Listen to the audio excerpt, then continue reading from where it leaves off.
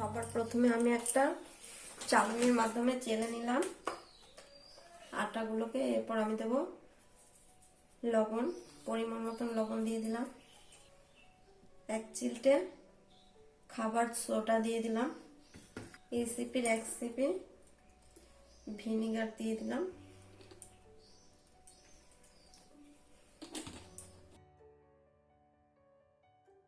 এক চামচ না 2 চামচ সাদা তেল,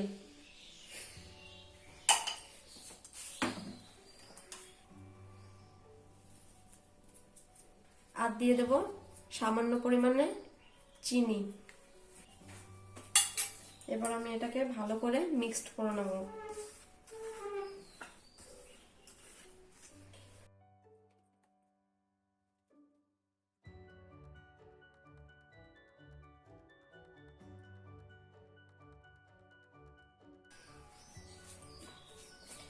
এবার একটু একটু করে জল দিয়ে এটাকে মেখে নেব।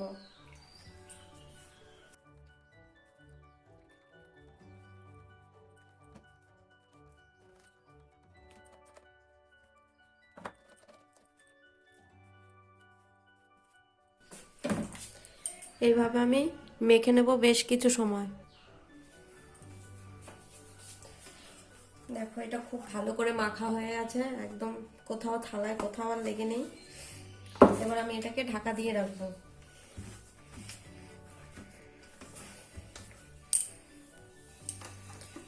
দেখো আমি হাতে এইভাবে একটু ভিনিগার নিয়ে নিয়েছি। এবার ভিনিগারটাকে এইভাবে দিয়ে এর উপর দিয়ে একটু মাখিয়ে নিলাম।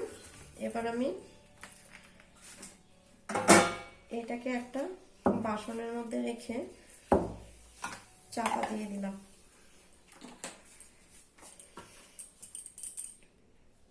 আলু সেদ্ধ করা আলু, এবার এটাকে আমি ভালো করে মেখে নেব। আর পাশে রাখা আছে লবণ, এটাকে লবণ দিয়ে আমি ভালো করে মেখে নেব যাতে কোথাও দানা দানা না থাকে।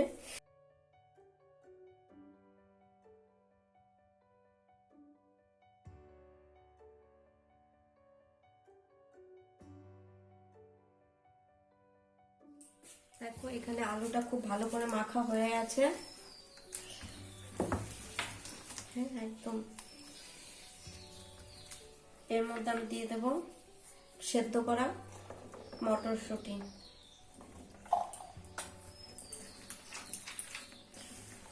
এটাকেও ভালো করে মেখে নেব।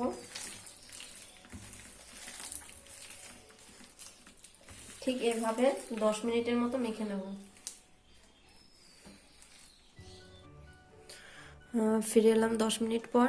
এখন আমি এর মধ্যে দিয়ে দেব 1 চামচ আতপ চালের গুঁড়া।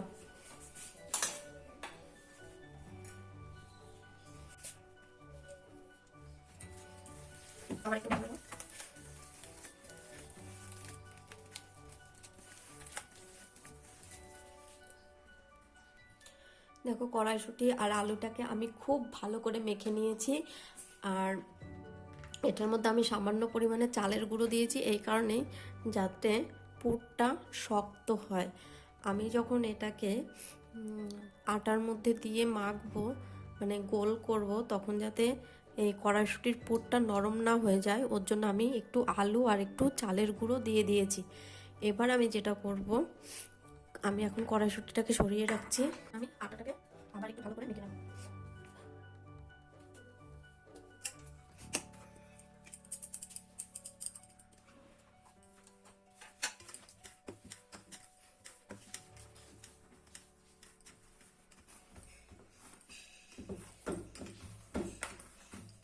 এখানে আমি আটাটা খুব ভালো করে মেখে নিয়েছি, কোথাও একটু হাতের সঙ্গে লেগে থাকছে না। এবার আমি যেটা করব, হাতে একটু সাদা ময়দা মেখে নিলাম।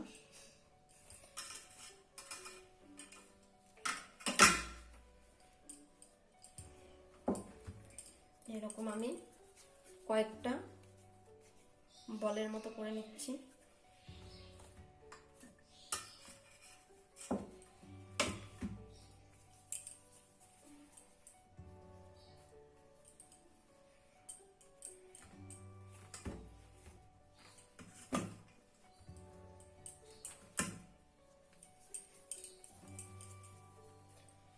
এইভাবে আমি সব আটারই বল করে নেব। দেখো আমি হাতে একটু সাদা তেল লাগিয়ে নিয়েছি। এবার আমি এইগুলোকে এরকম ভালো করে একটু গোল গোল করে তারপর আমি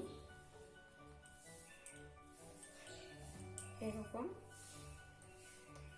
একটু জায়গা নিয়ে নিচ্ছি।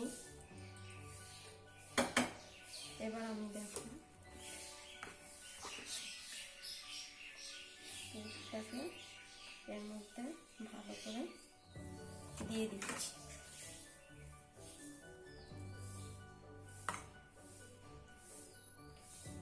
এবার এটাকে আস্তে আস্তে ঠিক এরকম করে মুড়ে দিচ্ছি। ব্যাস মোড়া হয়ে গেল। এবার আমি এটাকে আবার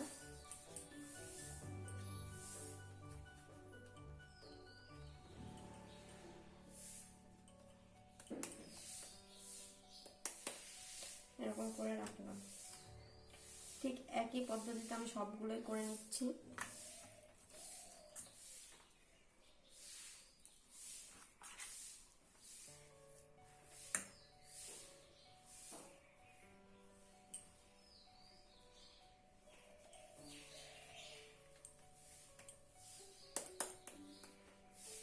সেম পদ্ধতিতে আমি সবগুলো একই রকম ভাবে করে নিলাম। দেখো আমি সব কটাই করে নিয়েছি। এবার আমি যেটা করব,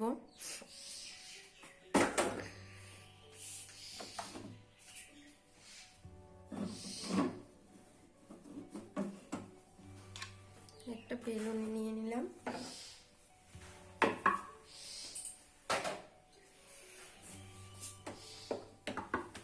আর নিয়ে নিয়েছি ময়দা, রুল ময়দা। এবার আমি এটাকে এইভাবে ভালো করে মেখে নেব।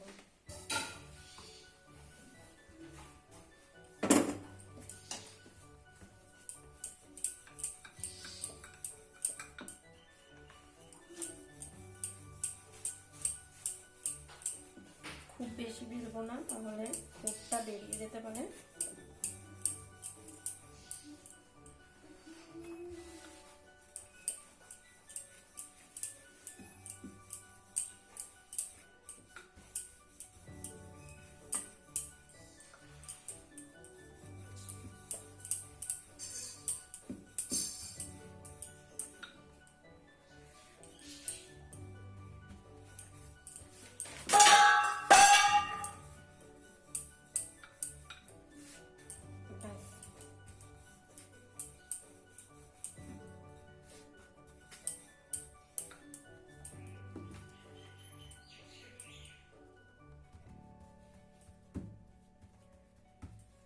হয়ে গেছে।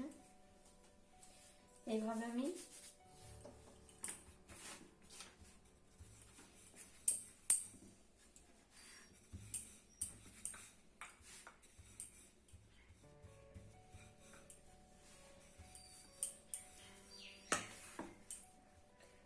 সবকটা পরোটাই বেলে নেব।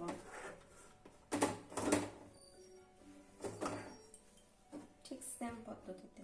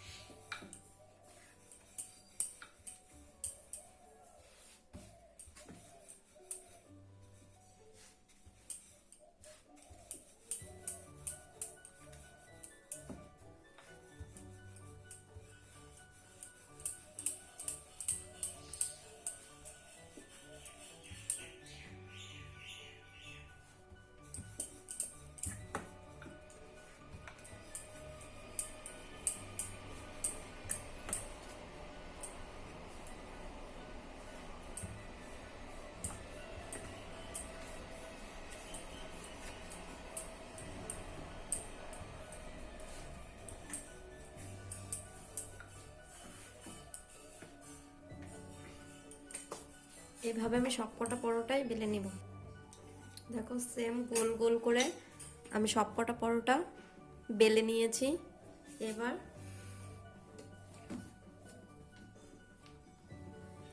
দেখো ওভেনের উপর আমি কড়াই গরম হতে দিয়ে দিয়েছি। কড়াইটা গরম হয়ে গেলে আমি এর মধ্যে সাদা তেল দিয়ে দেব।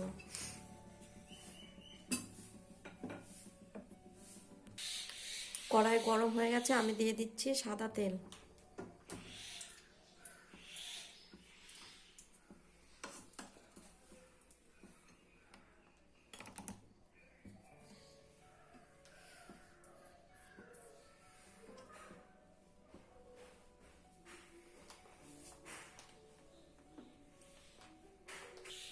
দেখো তেল গরম হয়ে গেছে, এখন আমি এর মধ্যে দিয়ে দিচ্ছি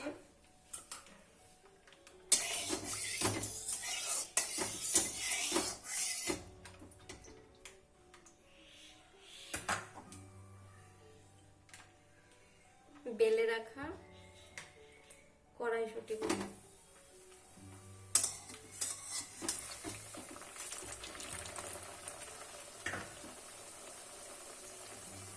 অবশ্যই আঁচটাকে লো করে ভাজতে হবে। এক পাশ ফুলে উঠছে, এবার আমি উল্টে দেব। এবার অপর সাইডটাকেও ভেজে নেব।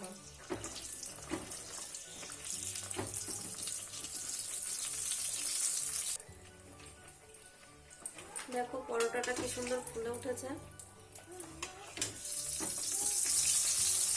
আর একটু সাইড দিয়ে বেরিয়ে যায়নি। এইভাবে পরোটা বানালে, কড়াইশুঁটির পরোটা এইভাবে বানালে একটু সাইড দিয়ে বেরিয়ে আসবে না। দেখো কি সুন্দর হয়েছে।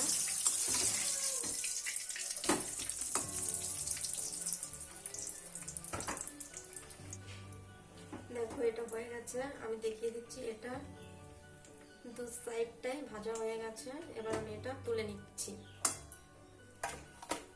এটা দুটো সাইডই ভাজা হয়ে গেছে, পুরো এপাশ ওপাশ দুপাশই ভাজা হয়ে গেছে। ঠিক সেম ভাবে আমি আরো কিছু পরোটা এমন করে ভেজে নেব।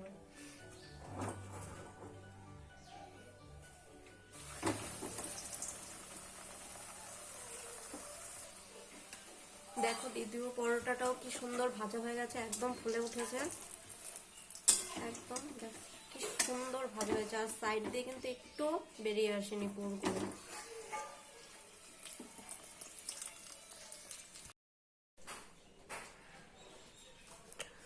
দেখো সবগুলোই করা হয়ে গেছে আমার। সবগুলো পরোটা আমি ভেজে নিয়েছি, আর খুব সুন্দরভাবে ভেজে নিয়েছি, কোথাও একটু বেরিয়ে আসেনি।